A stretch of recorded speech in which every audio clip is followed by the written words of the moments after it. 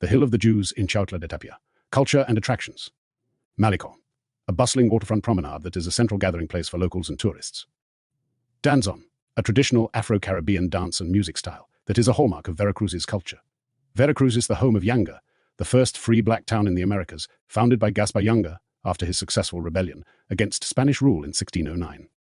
After decades of resisting colonial forces in the mountains of Veracruz, Yanga's Maroon community established a self-governing settlement, which was recognized by the Spanish crown through a treaty in 1618. Key details about the event: the leader, Gaspar Yanga, an enslaved African, led a revolt against Spanish rule in the late 16th century. The escape and resistance: Yanga and his followers fled into the mountains of Veracruz, establishing a Maroon community, a settlement of runaway slaves.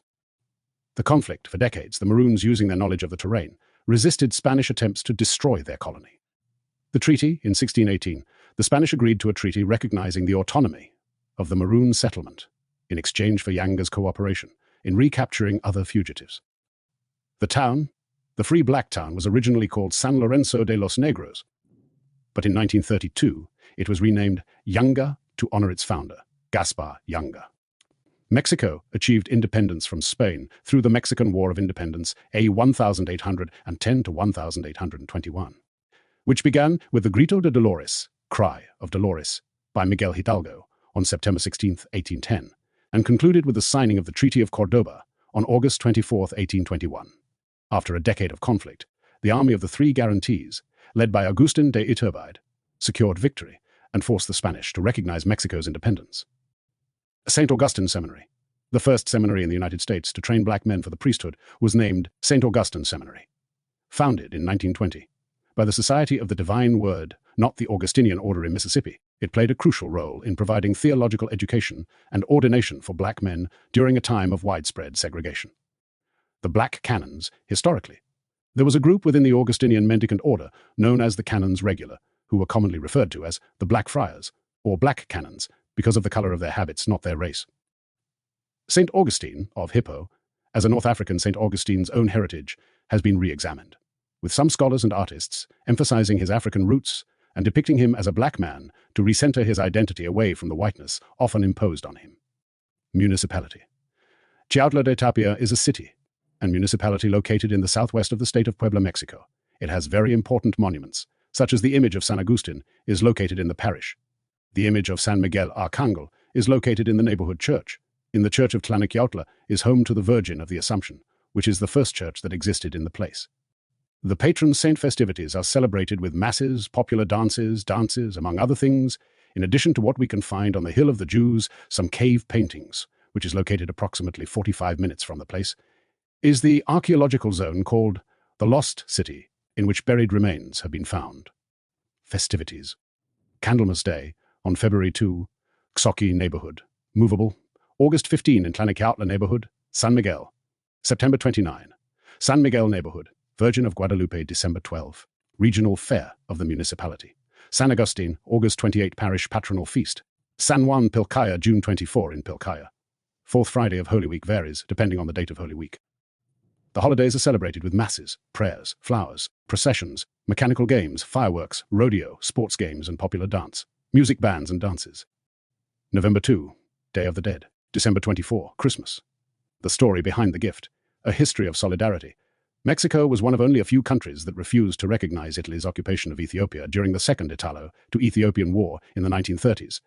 This gesture of support has been a cornerstone of the two nations' diplomatic friendship. A Mexico Square in Addis Ababa. To honor Mexico's assistance, Ethiopia named a traffic circle in its capital, Mexico Square, in 1958. A diplomatic exchange. In 2010, as a continued symbol of goodwill, Mexico presented the replica of the Olmec head to Ethiopia, kings of the First Israelite Kingdom. According to biblical accounts, the period of the United Monarchy in ancient Israel ran from roughly 1050 to 931 BCE. The key kings from this era were Saul c. 1050 to 1010 BCE, the first king of a united Israel. His reign was characterized by military conflicts with the Philistines. David c. 1010 to 970 BCE. He is widely regarded as one of Israel's most important rulers. He defeated Goliath, conquered Jerusalem to make it his capital, and expanded Israel's territory. Solomon c. 970 to 931 BCE, David's son, known for his wisdom and immense wealth. He oversaw a relatively peaceful and prosperous period and built the first temple in Jerusalem. Rulers of the Olmec civilization. The Olmec civilization flourished in Mesoamerica from approximately 1200 BCE to 400 BCE, meaning their height overlapped with the first Israelite kingdom. However, unlike the Israelites, they left no deciphered, written records that would allow historians to know the specific names of their rulers.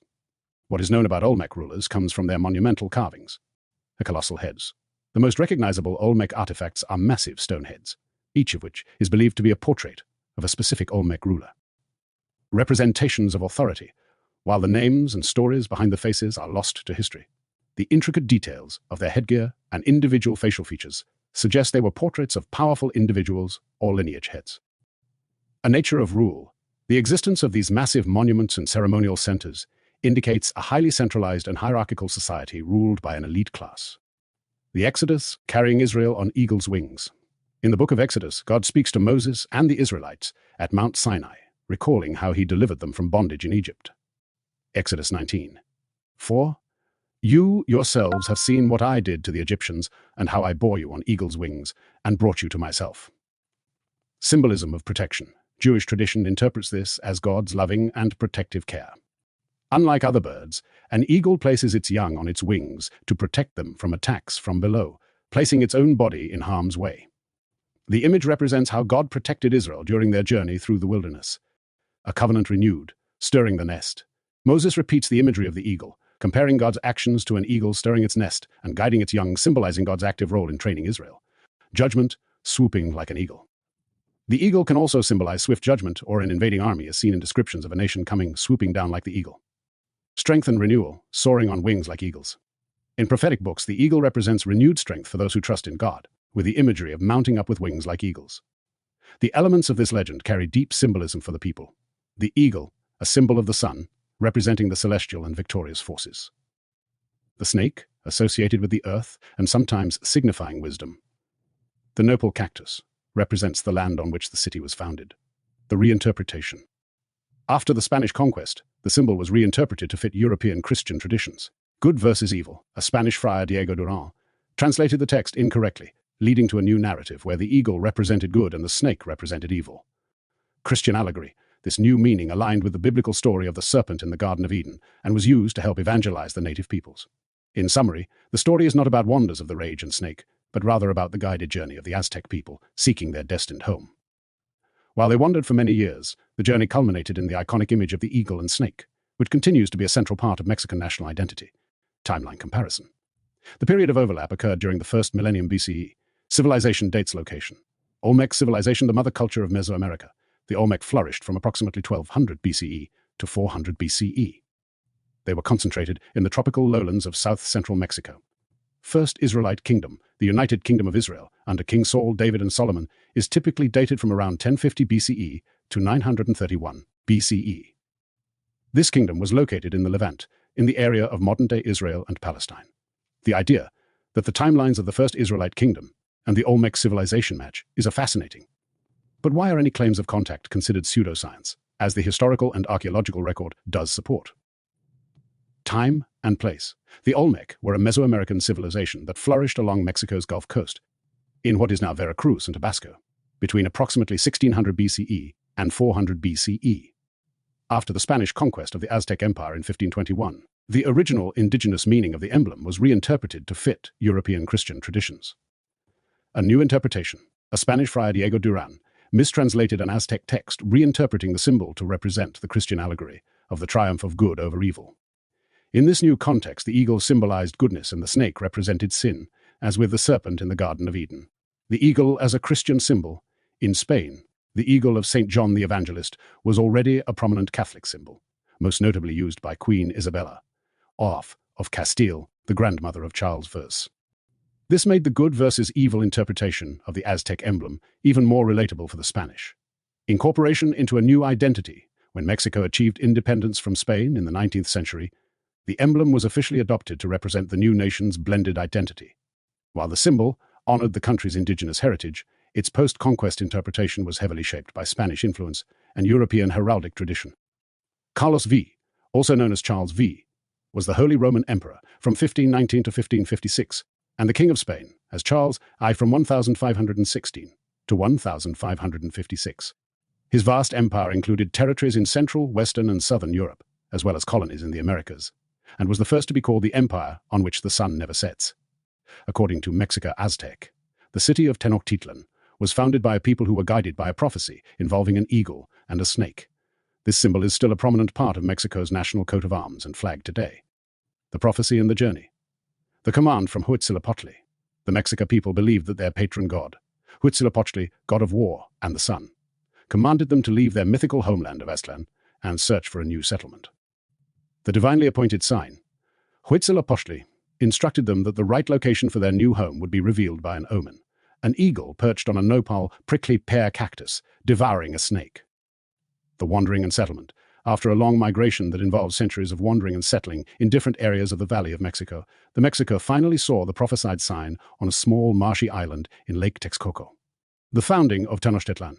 In 1325, they founded their capital city, Tenochtitlan, on that island.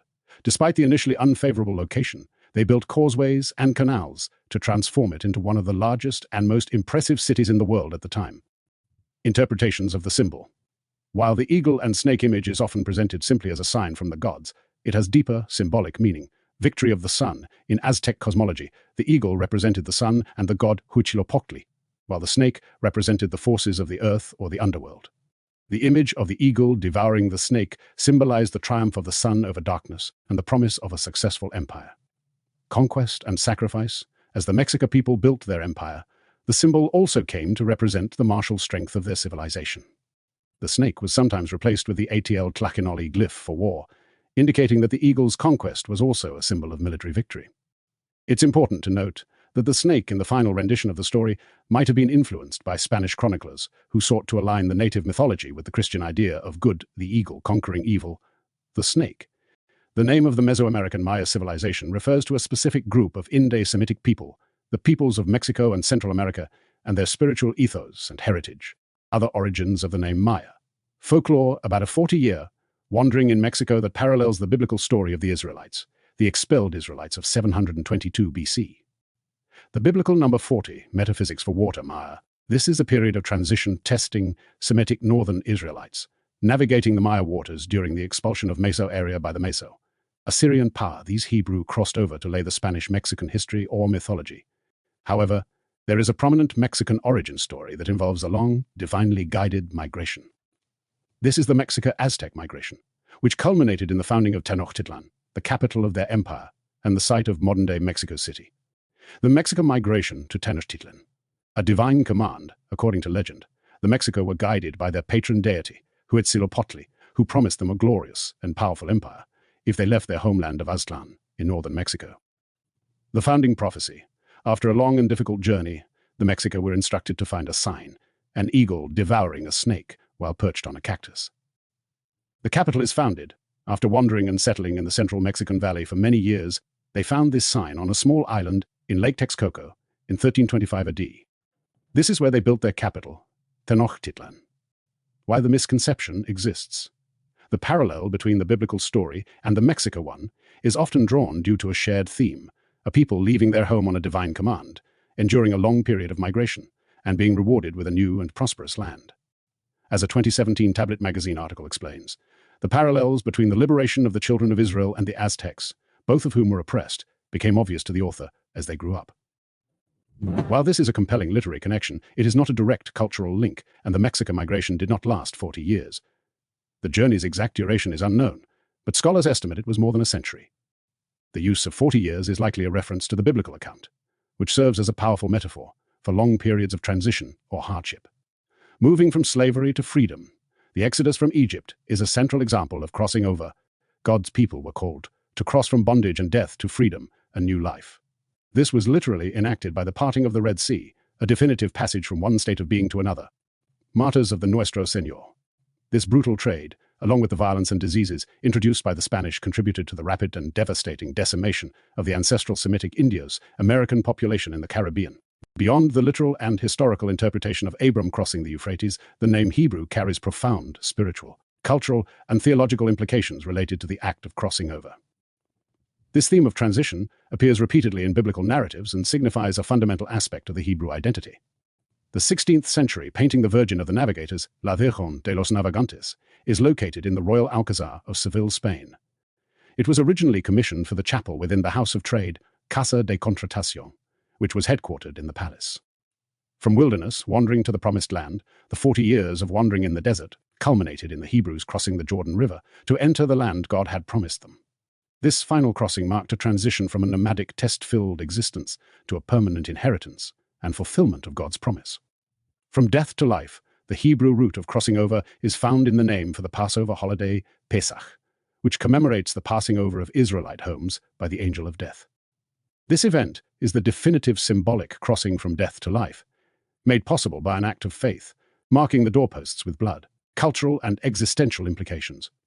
A boundary-crossing identity, as the ones from beyond the river Habiru, the Hebrews were defined by their otherness. This established a cultural and social separation from surrounding nations and underscored their unique, divinely ordained identity as strangers and sojourners. Leaving old traditions behind, the concept of crossing over extends to leaving behind man-made traditions and lies to walk in truth and covenant. This means continuously questioning and leaving behind comfortable but untrue beliefs in favor of a deeper faith. The path of transformation, the journey of crossing over, is often a process of struggle, loss, and spiritual growth, sometimes referred to as passing over the wound. Every transition requires grieving what is left behind in order to make space for new growth and purpose. A resilience and movement. The Hebrew name implies a dynamic and active identity, not a static one. Being a crossover signifies a willingness to take steps of faith, to adapt to major life changes, and to move forward in obedience to God's will. The artwork depicts the Virgin Mary sheltering a group of Spanish voyagers and indigenous peoples under her protective mantle. The setting. At the bottom of the painting, ships are shown in a harbor, representing Seville's importance as a port city during the age of exploration. The figures kneeling under the Virgin's cloak include Spanish explorers like Christopher Columbus, Amerigo Vespucci, and other historical and royal figures. The indigenous peoples from the Americas are also included, though their features are homogenized and they are not depicted being brought by Columbus. Their presence symbolizes Spain's mission of conquest and conversion. The scene of Christopher Columbus presenting an indigenous person to the Virgin Mary is depicted in the 16th century painting The Virgin of the Navigators, La Virgen de los Navegantes, by Alejo Fernández. The painting, created between 1531 and 1536, is located in the Alcazar of Seville, Spain. About the painting. Central theme: the Virgin of the Navigator shows the Virgin Mary protecting a diverse group of people under her mantle, an artistic theme known as the Virgin of Mercy. This piece specifically represents her role as the protector of those engaged in maritime exploration and colonization. Depiction of indigenous people. At the bottom of the painting, indigenous people from the Americas kneel alongside Spanish explorers, clergy, and other figures. They are painted with darker skin and homogenized features, intended to represent all native peoples. Their inclusion was meant to symbolically justify Spanish conquest and evangelization by showing that native peoples had been brought under the protective mantle of Christianity. Columbus's role. In the painting, Christopher Columbus is shown kneeling with other explorers, including Amerigo Vespucci.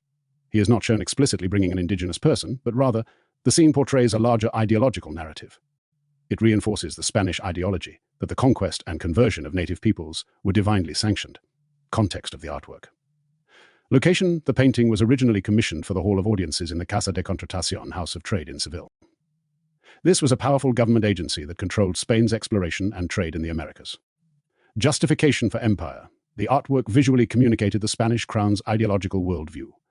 By placing native peoples under the Virgin's care, alongside Spanish figures, the painting presented the violent conquest and colonization as a benevolent religious mission.